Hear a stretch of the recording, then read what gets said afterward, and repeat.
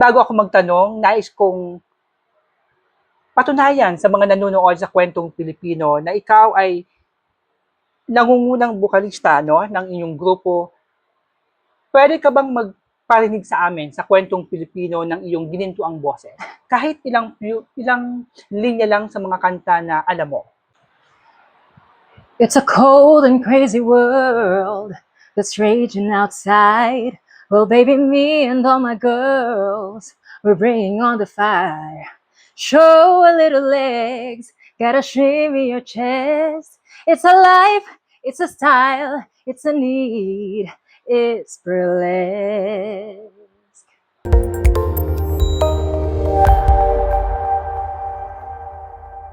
Hi mga ka-Pilipino, ako po si Blue Roy at welcome sa Kwentong Pilipino. Ngayong episode natin, karangalan nating makakasama isa sa mga miyembro na ipinapakilala sa mundo ng pagtatanghal at sinisikap na mapakilala ang kanilang grupo sa mundo ng musika. Makakasama po natin, isa sa mga grupo nito ay si Elle. Elle, welcome sa Kwentong Pilipino. Hello po, thank you for having me. Mula sa pamunuan ng Holland Media Entertainment, no, paano ka napapayag na maging miyembro ng grupong tinatawag na Velvets. Velvet? Okay. So actually po, nag-audition ako for this, to belong to this group. And I'm happy na nakita po nila yung potential sa akin, of course. And gusto ko po kasi talagang mag-perform. Like, inaral ko po siya, pag may ginagawa po akong iba, yung isip ko nasa pagpa-perform lang. And since yun po ay pinakita sa akin ng Hollands na kaya nilang ibigay sa akin bilang isang performing artist po talaga. And it's a challenge also. This genre is also a challenge for me. So it's not just doing what I want, but also challenging myself. And that's what convinced me to join Velvets.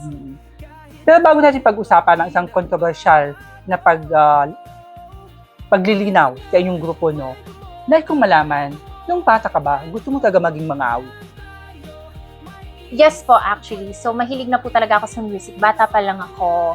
Naalala ko po, bata pa lang ako, kumakanta ako sa lamesa. Tumutungtong ako sa lamesa, kumakanta ako.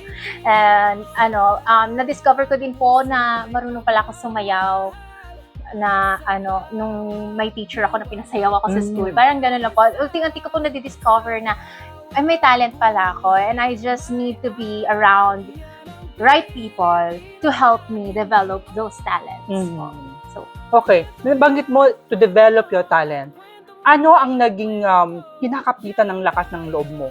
Dahil ang karamihan, di ba, sa mga manananghal ay natatakot, no, na ipakilala ang kanilang sarili sa masa, sa tao. Ikaw, anong pinaghuhugutan mo upang malagpasan mo ang pagsubok na dalhin ka na nahihiya ka ipakita ang talento mo sa mga nanunood? Thank you for that question po. To be honest, maraming beses na nag-doubt din po ako sa sarili ko. Of course, hindi po yun mawawala sa isang artist, no? But what I love about performing is that I am able to express myself. When I'm mad, when I'm sad, when I'm happy, when I'm grateful, it's always the arts that is with me pag na-feel ko po yung mga emotions na yun. So, yun lang po, na parang kahit anong mangyari sa akin, yung arts po yung nagpapasaya sa akin. Ganon. So, dun po ako kumakapit na kahit anong paghihirap pa yan, at the end of the day, I love arts. I love performing. And I can't imagine myself na hindi nagpa-perform. So, gusto ko, yun lang po yung kinakapitan ko. Okay, nabanggit mo pagmamahal sa sining, Yes. no, ang naging dahilan kung bakit lakas loob kang lumalaban ngayon na ipakita ang sarili mo sa mga nanunood, no? Tanong ko sa iyo, bakit napili mo ang ganitong klase ng grupo na naiiba ang pagtatanghal? Na sinasabi, no, na ilalarawan na parang isang mapangahas na grupo na nagtatanghal, na dala ang musika at naiibang artistikong pagtatanghal. Bakit ito ang napili mo? Hindi ka ba natakot na malihis ang tao, na lalo na yung mga malapit sa iyo, na maiba na ang pagkilala sa iyo? Hindi naman po. And like I said earlier, it's a challenge for me too. And I love challenges din po. And what I love about this is that there's a freedom of self-expression. Mm. And it's a different type of art po, yes, but it's still art. Mhm. That's the thing. That's the biggest thing na gusto ko kasi it's still art. And marami pong klase ng art. And I want people to know more about this type of art. Mm. Kasi hindi po siya common at least dito sa atin. Mm. And so, isa siguro din yun kasi parang if we are able, and I believe we will be able to show the world what this is, then pride po namin yun, di ba? Nakaka-proud po pag gano'n. So, yeah.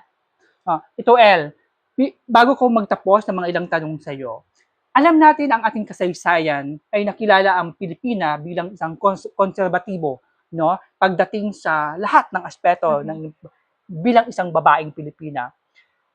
Bakit sa tingin mo napapanahon kayong ipakilala sa publiko?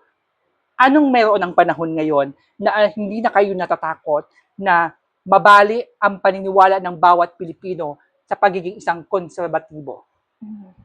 Okay, we are already at the age of women empowerment. And I believe po na every woman can have their own choices. If you want to be a stay-at-home mom, no judgment. If you want to be out there and show yourself, express yourself, no judgment po. And that's what I love also about this. Kasi nga po, we have the freedom of self-expression. Ayun. Yes, women empowerment. That's the biggest thing of our advocacy. Okay, bago ka napunta sa grupong to, ano ang pinagkakabalahan mo? Theater po. Okay. Sa mundo ng teatro, ano ang mga natutunan mo na ina-apply mo ngayon sa naiibang pagtatanghal mo? Marami po. Marami. Kasi sa theater, lahat po madadaanan especially music theater po ang aking ginagawa. So, lahat madadaanan. Singing training, dance training, working with people. Kasi each production po, iba-iba yung katrabaho mo. So, mahahasa kang makisama sa mga tao, no? And most especially po is the discipline talaga. Mataas po ang disiplina sa theater. Lahat on time. Ayun, so, yun po. Lahat ng yun, na-apply ko dito. As in, everything I've learned in theater, applicable po dito. O, ito, El. Sa sobrang pagmamahal mo sa sining, ano ang mas pinapangarap mo? Ang makilala ang grupo nyo o ang yumaman kayo?